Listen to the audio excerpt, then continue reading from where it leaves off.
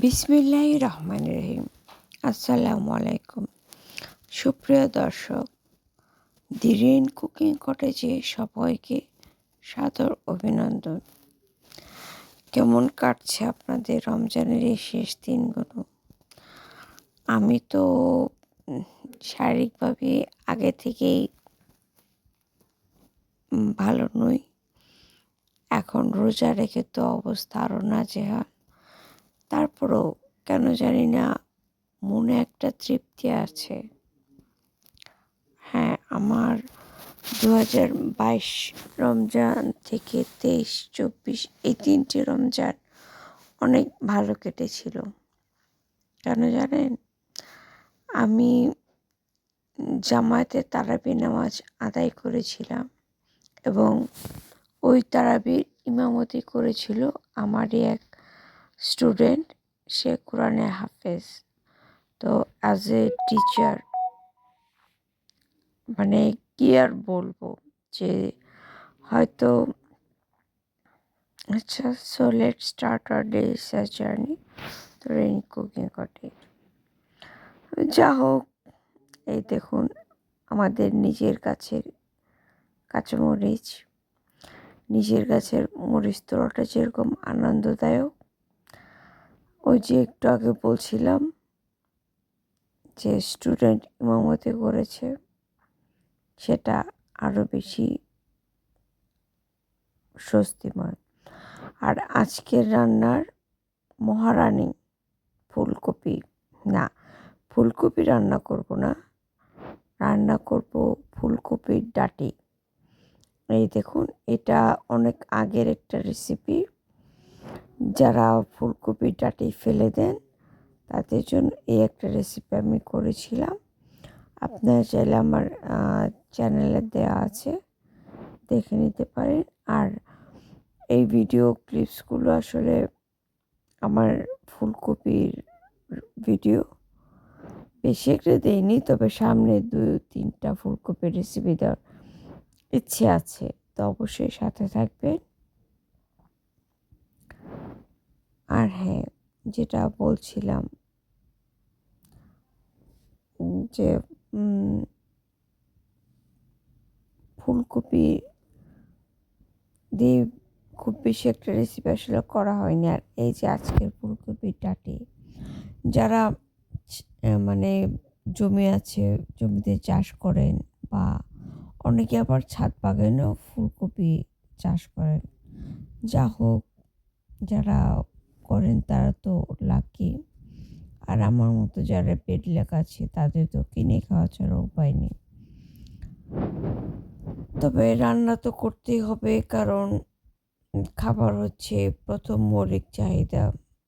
এই দেখুন, ফেলে দেওয়া জিনিস ফুলকপির ডাঁটি, না আমরা এটা ফেলে দেব না। এটা দিয়ে একটা ইউনিক এবং ইনোভেটিভ রেসিপি করব, যেটা আমরা অনেক ভিটামিন পেতে পারি। আর ডাঁটিতে কিন্তু প্রচুর পরিমাণে মিনারেলস থাকে। ঠিক আছে, দেখুন ডাঁটিগুলো কেটে আমি সেদ্ধ করে নেব, একদম পূর্ণ করে সিদ্ধ করে জল সেঁকে নেব। ঠিক আছে, তো জল সেঁকে নেওয়ার পর আমি আলাদাভাবে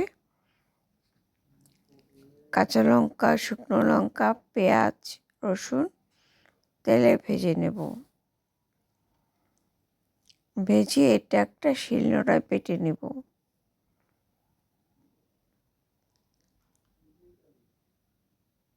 বেটে এবং কড়াই দিয়ে দিব কিছুটা পরিমাণ তেল, পেঁয়াজ কুচি এবং কালো জিরা। আর অনেকেই কালো জিরা দেখে আমাকে বলে যে আমি নাকি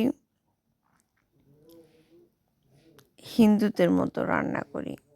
তো প্রশ্ন রইল, আপনারা নবীজি সাল্লাল্লাহু আলাইহি সাল্লামকে কে কতটা চেনেন? এই দেখুন, আমি বেটে রাখা ফুলকপির ডাঁটিগুলোও দিয়ে দিলাম, আর ওই যে শিলনোড়ায় বেটে রাখা মরিচ, রসুন এটাও দিয়ে দেব। কেমন? আর এই রান্নাটা করা কিন্তু একটু ঝামেলা, কিন্তু খেতে ভালোই লাগে। যারা ভোজন রসিক, আর এই যে দেখুন আমি হলুদ, মরিচ, জিরা, লবণ সব কিছু দিয়ে এবং একটা টমেটো কুচিও দিয়ে দিয়েছি,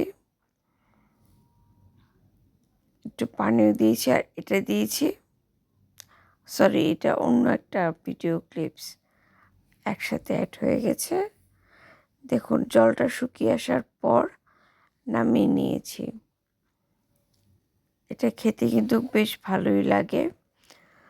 আপনারা এই রমজানে যাদের নিজেদের কাল্টিভেট ফুলকপি আছে, উঠোন, ক্ষেত, ছাদ বাগান যাই হোক, অবশ্যই একবার হলেও ট্রাই করবেন।